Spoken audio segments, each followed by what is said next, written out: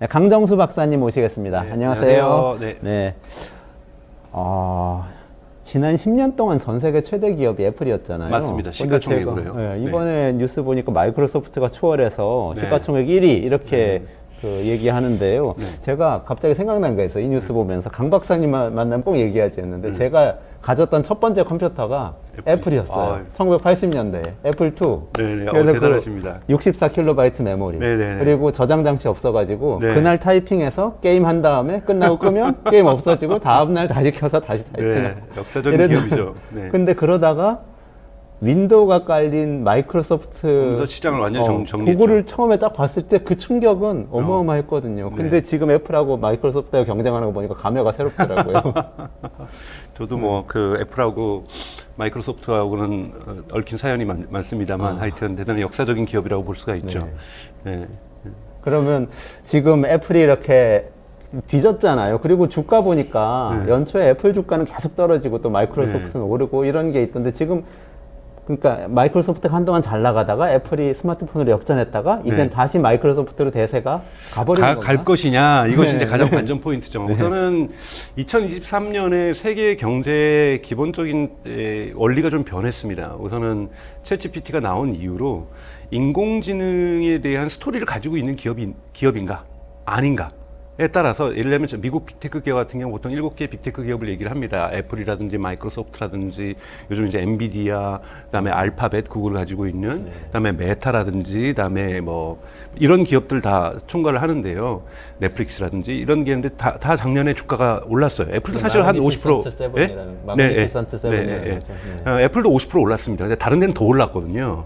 그러면서 애플을 추격하게 됐던 건데 애플이 50%밖에 안 올랐어도 오르긴 올랐지만 나머지는 더 오른 이유는 다 AI에 대한 스토리가 있는 거예요.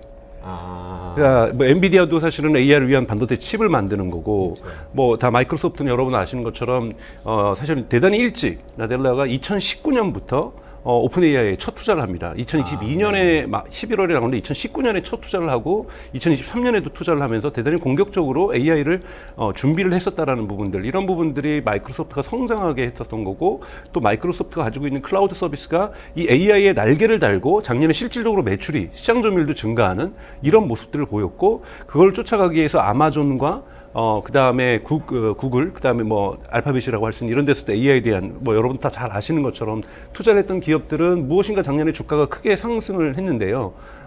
애플만큼은 AI 스토리가 별로 없습니다. 뭐 여러분들도 들어보셨겠지만 뭐 애플이 갖고 있는 카메라 부분에 뭐 머신러닝을 쓴다, 뭐 이런 인공지능은 보통 커버트 AI라고 해서 숨겨진 AI, 소비자가 느낄 수 없는 AI들, 뭐 이런 데서는 부분적으로 쓰였지만 흔히 말하는 거대 언어 모델, LLM이라고 하는 또는 파운데이션 모델, 이런 부분들에 대한 AI 스토리는 애플은 지금까지 전혀 없다 보니 이렇게 뒤지게 됐던 거고, 또 애플의 주가가 내려가는 이유는 이제 사소한 것들일 수도 있죠. 그러니까 지금 흐르면서 혈액에 있는 산소 측정기, 이것이 예를 들면 저작권법 침해로 미국 법원에서 문제가 되고 소송이 지금 걸려 있는 상태들, 그 다음에 이제 중국에서의 매출이 줄어들고 있다라는 부분들, 우려들, 왜냐하면 중국 시장이 애플의 전체 매출에서 25% 정도 차지하고 있거든요.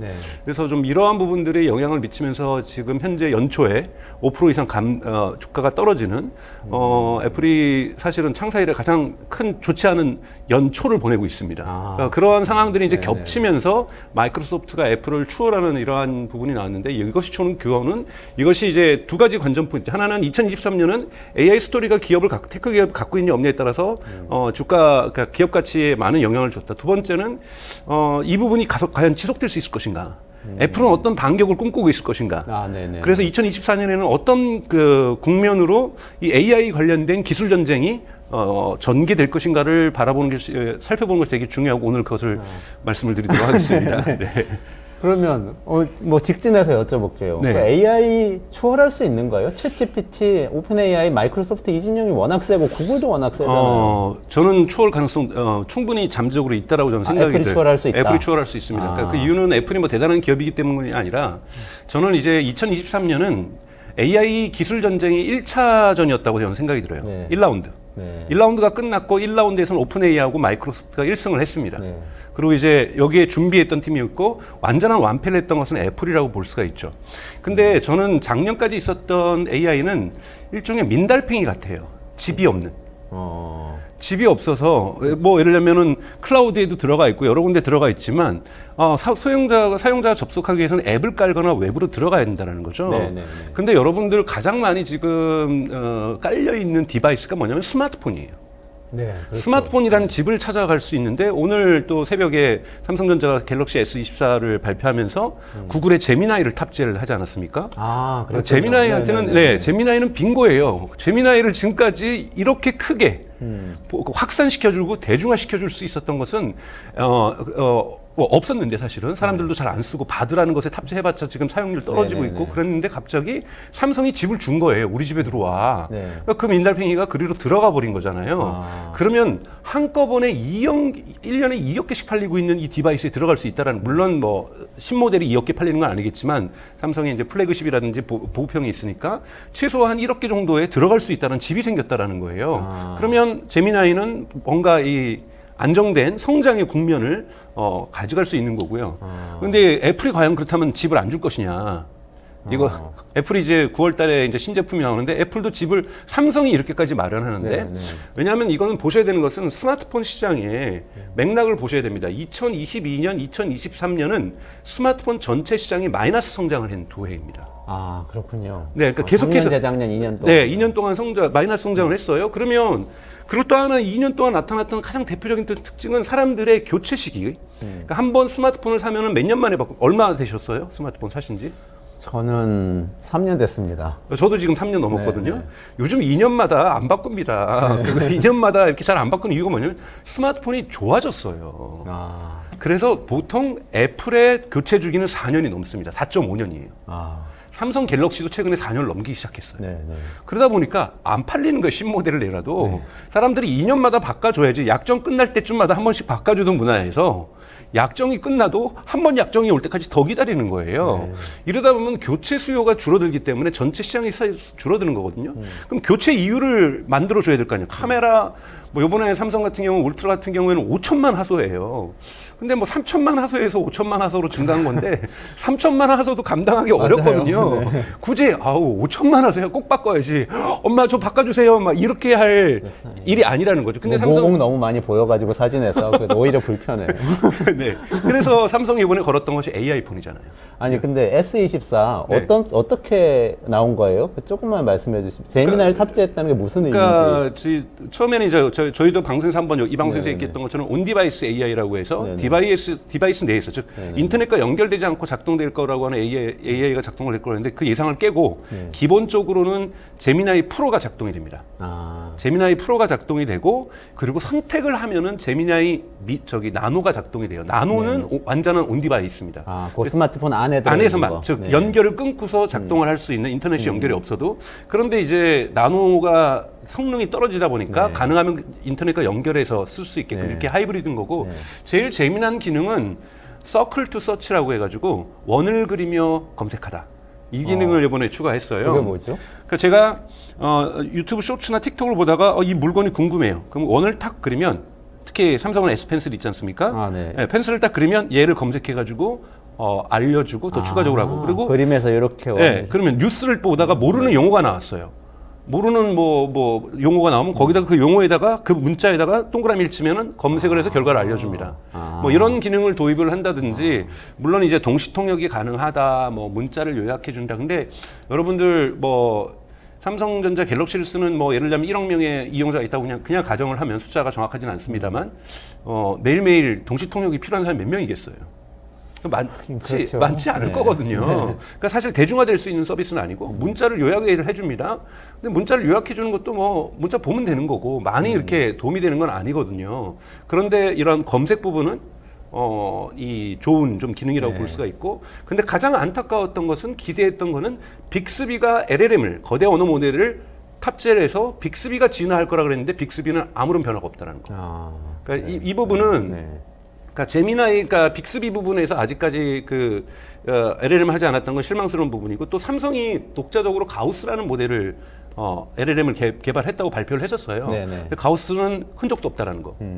그러면 가우스가 많이 능력이 떨어진다라는 거죠. 뭐 이런 부분에서 과연 AI 폰이 나오긴 나왔는데 이것이 정말 대체 수요.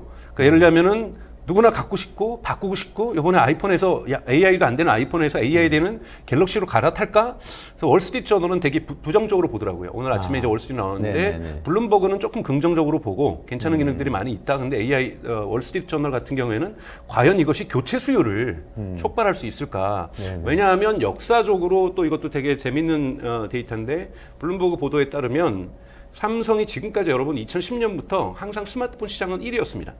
네. 항상 전 1위였고, 세계에서. 네, 전 세계에서 2위가 애플이었죠. 네. 근데 2023년 처음으로 애플이 1위, 삼성전자가 2위입니다. 네. 삼성전자는 마이너스 14%, 그러니까 저 판매율이 마이너스 14% 떨어졌고, 애플은 놀랍게도 3%가 올랐어요. 아, 그래요? 네, 오히려? 그래가지고 애플이 아주 근소한 차이로 1위. 삼성이 2위를 하는 되게 역사적인 시점이기 때문에 삼성 입장에서는 되게 다급한 상황인 거죠.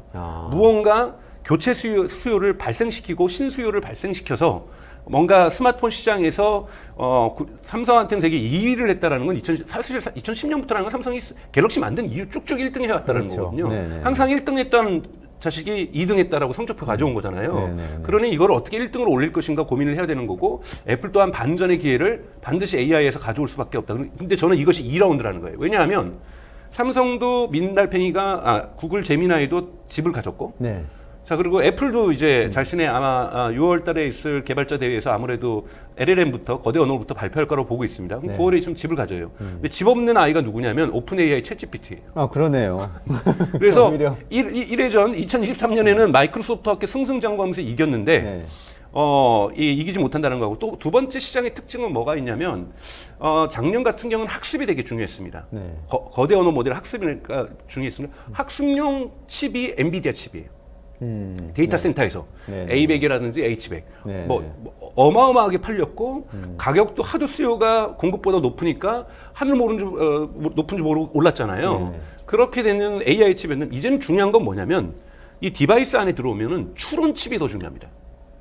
추론한다는 게 답변을 할 때 하는 거대 언어 모델의 과정이 추론이라 그러거든요. 그러니까 거대 언어 모델이 일단 처음엔 학습을 해서 하고 뭔가 논리를 장착하고 있다가 질문이 들어오면 어떻게 그때부터 답변할지 추론하죠. 하죠. 자, 추론을 하게 되면은 네. 추론도 지금까지는 클라우드에 들어가서 엔비디아 칩을 써서 추론을 했어요. 네, 네, 네. 그런데 만약에 애플이 지금 하고 있는 것은 애플이 만약에 그걸 가져온다라면 제미나이 나노 같은 경우에도 추론을 어디서 되냐면 삼성에 있는 퀄컴에서 만든 칩에서 해야 되는 거고. 네.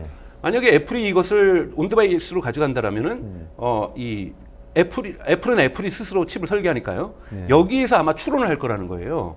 추론 반도체의 시장이 대단히 커지게 될 가능성이 높다라는 거죠. 아. 그리고 이제 뭐 많은 분들이 온디바이스 시대가 온다. 냉장고에도 저도 한번 그런 얘기했지만 거기에도 AI가 깔릴 거고 일반 AI가 아니라 막 머신러닝이라는 과거의 전통적인 AI가 아니라 거대 언어 모델, 파운데이션 모델의 의미로서 AI가 깔릴 것이다. 세탁기에도 있을 것이다. 청소기에 있을 것이다. 그러려면 여기에도 추론칩이 다 들어가야 돼요. 네, 네.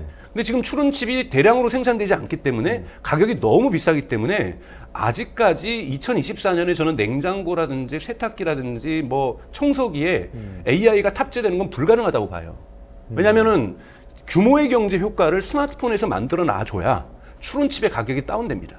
내려가죠. 아직은 너무 비싸기 때문에. 그렇죠. 아직은 너무 비싸기 때문에 만약에 냉장고라든지 세탁기라든지 이런 게 들어간다면 냉장고 가격 2배 될 거예요. 네, 그러면 네. 굳이 2배 들여서 우리 어머니 집에 냉장고 하나 바꿔드릴까? 이런 거 굳이 네, 네, 네. 소비자들이 그렇게 쉽게 결정할 수 없거든요. 가격 차이가 뭐 10% 오른다, 20% 오른다 이건 감내할 수 있어요. 신제품이 보통 그렇게 오르니까요. 여기에서 감내할 수 있는 정도의 칩이 들어가야 되는 거기 때문에 칩 시장이 추론 칩이 대단히 대규모 그러니까 대량 시장이 돼야 된다는 거잖아요. 근데 그걸 누가 만들어 줄 수 있습니까, 여러분? 스마트폰이 만들어 줄 수 있는 거거든요. 그러니까 그런 부분에서 칩 시장의 무게 중심도 물론 여전히 엔비디아는 잘 될 거지만 네, 네. 그러니까 학습용 시장은 계속해서 필요하니까요. 학습용 시장 플러스 칩 시장까지 이제 전체 AI 시장으로, 그러니까 범 AI 시장이죠. 2024년 전에 전쟁터가 확장되었다. 네, 네, 그렇기 때문에 이제 2차전이 시작이 된 거고 2차전에서는 1차전처럼 마이크로소프트와 오픈 AI가 이길지 또는 삼성과 결합한 제미나이가 이길지, 구글의 제미나이가 이길지, 또는 애플이 새롭게 아마 등장시킬 거라고 모든 전문가들은 예측하고 있어요.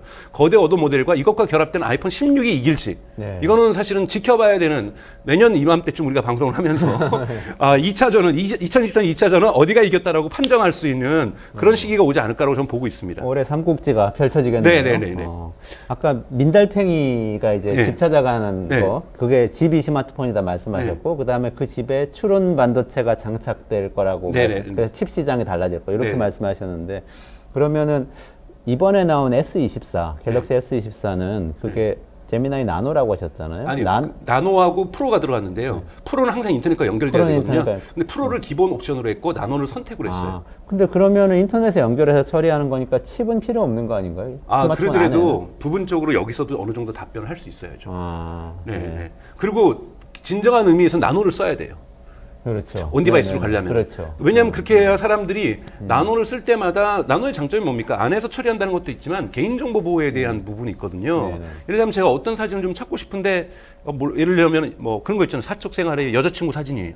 근데 이런 거 좀 보내고 싶지 않은 거예요. 네네. 뭐 이런 부분에서 나에게 예를 들면 몸에 무슨 반점이 났어요. 찍었어요. 네네네. 이게 뭘까? 이게 병명이 뭘까? 혹시 뭔지 아닐까? 이렇게 검색하고 싶어요. 근데 이런 거 데이터 공유하고 싶지 않을 수가 있거든요. 네네. 그러니까 그런 부분에서는 전면적으로 온 디바이스를 쓰기 위해서는 칩이 좋아서 나노가 작동할 수 있어야 됩니다. 네. 삼성이, 그러면 삼성은 사실 반도체도 가지고 있으니까 네.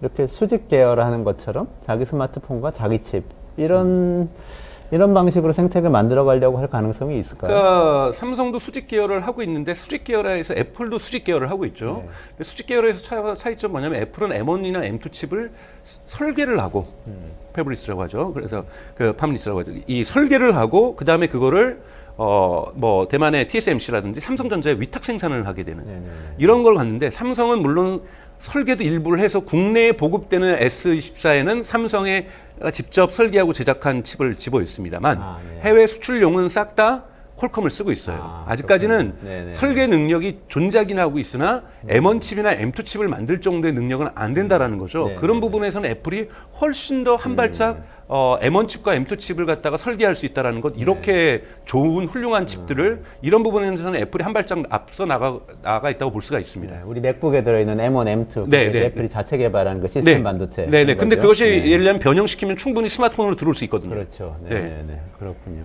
그러면 애플의 2라운드 반격에 대해서 조금만 더 자세히 말씀해 주시겠어요? 어떻게 예상되는지? 네, 그러니까 애플이 사실은 작년에 안 좋은 실적이 있었던 또 이유는 4분기 연속으로 매출이 마이너스가 됐어요. 그러니까 그건 뭐냐면 애플의 성장 동력이 좀 약화되고 있다라고 볼 수가 있는 거거든요. 물론 작년에 매출이 오르긴 올랐지만 2022년에도 이미 크게 떨어졌던 상태에서 2022년 기준 대비 오른 거니까. 삼성은 더 비참한 것이 2022년 기준으로 14%가 떨어진 거니까요. 대단히 많이 떨어지고 있는 거죠. 근데 애플 같은 경우 이제 이것이 살짝 반등을 했지만 서비스 부분, 우리가 얘기하는 애플 뮤직이라든지 또는 애플 아이클라우드라든지 애플 TV 플러스라든지 이런 것들이 매출을 만들고 있으나 성장의 한계점, 또 뭐 어떻게 우리가 유리천장에 도달했다고 볼 수가 있는 거죠. 그러니까 매출 부분에서 돌파구를 못 찾고 있는 거죠. 근데 이 부분에 돌파구를 내기 위해서 이번에 애플 비전 프로를 2월 2일부터 판매에 들어가잖아요. 여러분들 아시는 비전 프로 같은 경우에는, 근데 올해 첫 해기 때문에 뭐 애플은 목표로 50만 대를 하고 있지만 50만 대까지 팔리지는 않지 않을까. 한 30만 대, 20만 대 정도 팔릴 거라고 좀 보고 있는데요. 워낙 고가의 제품이기 때문에. 그래서 애플의 비전 그게 얼마쯤 하죠? 거의 500만 원 가까이 됩니다. 460만 원, 뭐 이렇게 500만 원 가까이 되는데요. 500만 원짜리 기계 함부로 뭐 제가 돈이 있어도 좀 쉽게 사질 않는데 사고는 싶어도 너무 가격이 손이 잘 안 가는. 근데 이제 원래 처음에 아이폰이라든지 아이패드가 비쌌다가 한 3차년도 정도에 가격이 확 떨어지거든요. 그래서 애플 비전 프로 같은 경우에도 저는 2026년 정도 되면 한 200만 원대가 전 나올 거라고 보고 있어요. 그렇게 될 때부터 좀 보급형으로 좀 바뀔 거라고 좀 보고 있는데, 이것도 좀 기다려야 되는데 애플이 이 상황에서 가만히 손 놓고 기다릴 수는 없다라는 거죠. 지금 우리가 지금 말씀했던 것처럼 세계의 테크 기업의 질서는 AI를 중심으로 다시 재편되고 있는 상황인데, 이 재편의 질서에 애플이 빠진다라면 애플의 주가는 계속해서 하락할 수밖에 없고, 계속해서 주주들의, 투자자들의 비판에 직면해야만 하는 그런 되게 어렵고 곤란한 상황일 수밖에 없다라는 거죠. 그리고 애플이 이제 작년에 분명히 팀 쿡이 우리가 젠 AI, 즉 생성 AI에 투자하고 있다.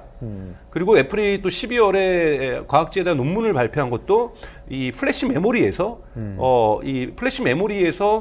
AI가 이 거대 언어 모델이 작동하는 것을 논문으로 발표를 했거든요. 네네. 그건 뭐냐면 준비가 되어 가고 있다라는 거잖아요. 그런 의미에서 애플이 발표 안 할 이유는 없다라는 거고, 애플이 올해 발표를 하지 않으면 애플은 치명상을 좀 받을 거라고 봐요. 네, 그렇기 때문에 아마 필사적으로 지금 하고 있을 거라고 보고 있기 때문에 많은 전문가들이 또 그렇게 예측을 하고 있습니다. 그러면 애플 같은 경우에는 또 하나 장점이 있죠. 삼성이 지금 어려운 건 뭐냐면, 삼성이 왜 빅스비를 건들지 않았을까? 많은 사람들이 이제 추론하는 건 뭐냐면, 삼성 운영체계는 구글이 만들기 때문이에요. 갤럭시 운영체계는 구글이 만드니까 네. 구글이 거기서 뭔가를 해줘야 되는데, 구글이 제미나이는 공급하지만 아직까지 안드로이드에 대해서 거기에 제미나이를 완전히 결합한 이러한 통합형 OS를 지금 못 내놓고 있다라는 거죠. 네. 그러려면 예를 들면 그런 걸 기대했던 거잖아요. 내비게이션 하면서 뭐 맛집 하나 찾아가지고 형한테 메시지 보내서 그 맛집으로 오라고 해. 이거 얼마나 편해요. 원래는 터치하면 20번 터치를 해야 돼, 15번 터치를 해야 될 것을 한번 말하는 걸 끝내려면, 근데 이것은 운영체계에 빅스비가 결합되던, 헤이 구글이 결합되던 제미나이가 그것을 서포팅 해줘야 돼 가능한 거거든요.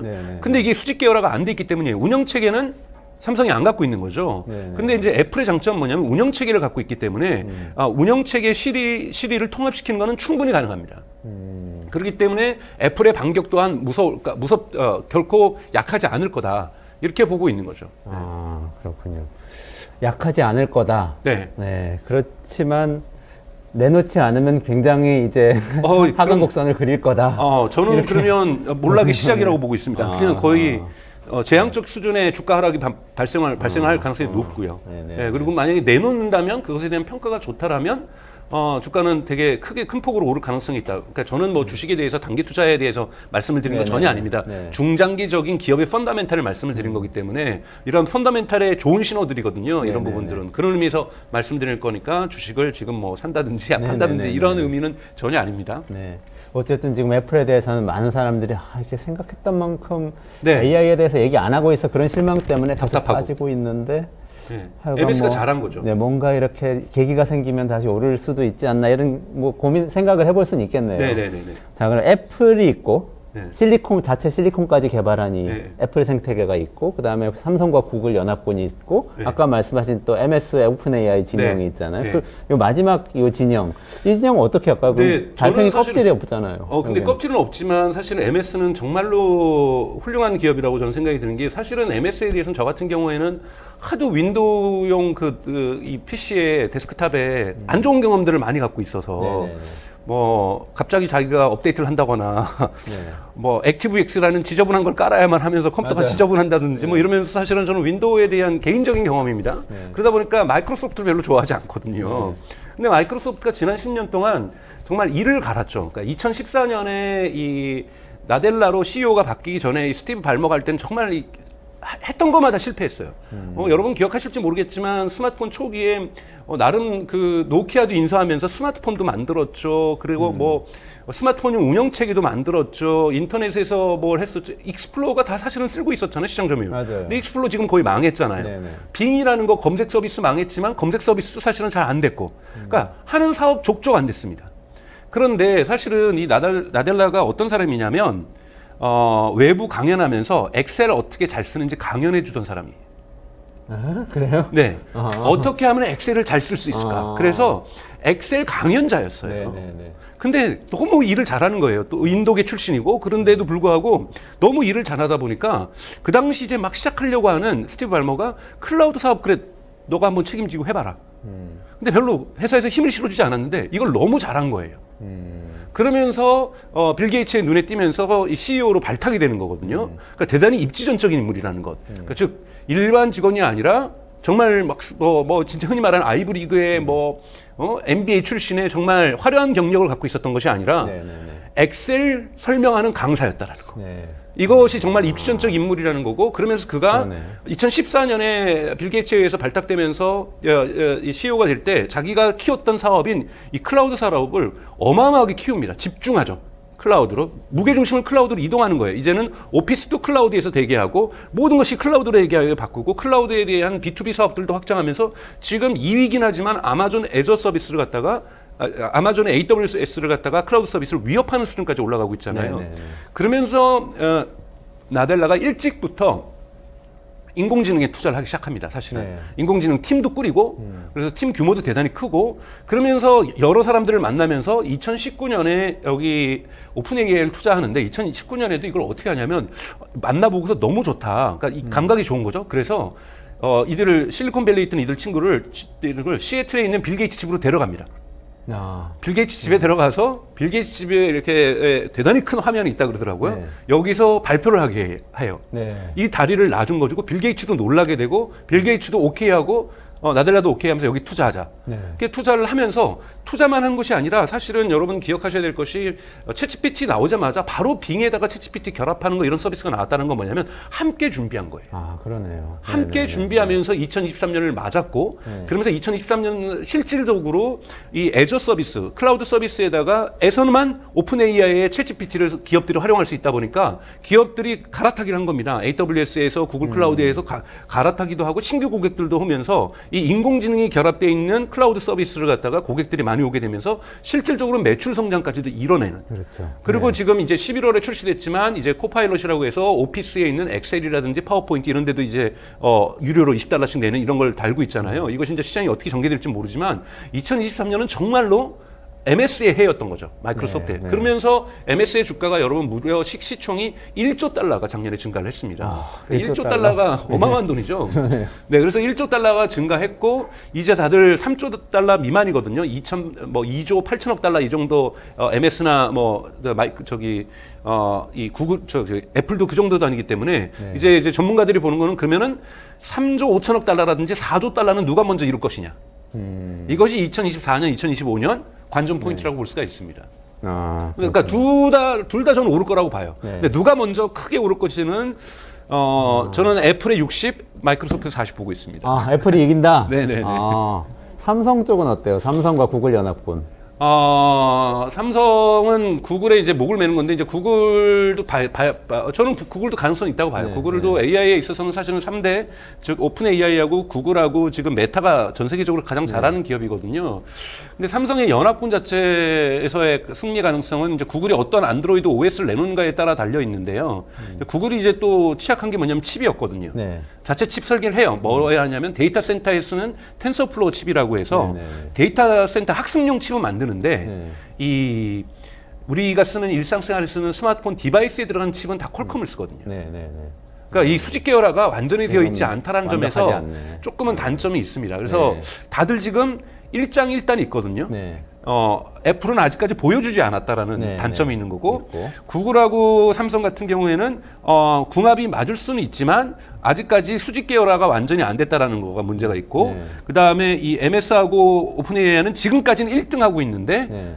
민달팽이가 집을 못 찾았다라는 단점이 있고 네, 네. 근데 여기 이제 집이 만들어질 수가 있는 것은 여러분들 뉴스 보도 보셨겠지만 존 아이브 그러니까 즉 조나단 아이브라고 해서 애플의 수석 디자이너였죠. 그렇죠. 그 사람이 네, 네. 이제 퇴사를 하면서 지금 샘 알트만하고 같이 회사를 만들었습니다. 여기에 손정희 회장이 투자를 한 거거든요. 네네네. 그래서 여기에서 어떠한 근데 요즘 최근 뉴스 보면은 속속들이 애플에 있는 조나단의 어떠한 이 흔히 말하는 팬덤들이 회사를 퇴사를 하면서 이 회사로 결합을 하고 있어요. 그래서 대단히 숫자가 늘어나고 있거든요. 그래서 조나단 아이브가 있는 이 회사와 샘 알트만이 결합한 이 오픈 AI가 네. 무언가 집을 만들어낼 거다. 네. 그러니까 이것이 그게 또 또 하나의 변수네. 그것도 하나의 변수인 거죠. 네. 그래서 결코 이 세 축이죠. 네. 이 세 축의 라운드가 흥미진진하게 올해 2024년에도 전개될 가능성이 높다고 볼 수가 있습니다. 그러네요. 애플은 깔끔한데 아직 보여준 게 없는데 보여줄까? 그리고 보여줄 가능성이 있다. 삼성, 구글은 뭔가 너저분하고 이게 정리가 될까? 이런 네. 게 있고 오픈 AI는 새로운 집을 찾을까? 이렇게 네. 마이크로소프트하고 같이 네네네. 이렇게 정리되는데 그래도 애플이 6대 4로 이길 거다. 거다. 전체로 보면 되는 4대 3대 3. 4대 3대 3 좋습니다. 네네네. 네, 오늘 여기까지 해야 될 것 같아요. 네네. 네, 강 박사님 오늘 말씀 너무너무 재밌게 잘 들었습니다. 더 코어 총괄 에디터 강정수 박사님이었습니다. 네, 고맙습니다. 고맙습니다. 네.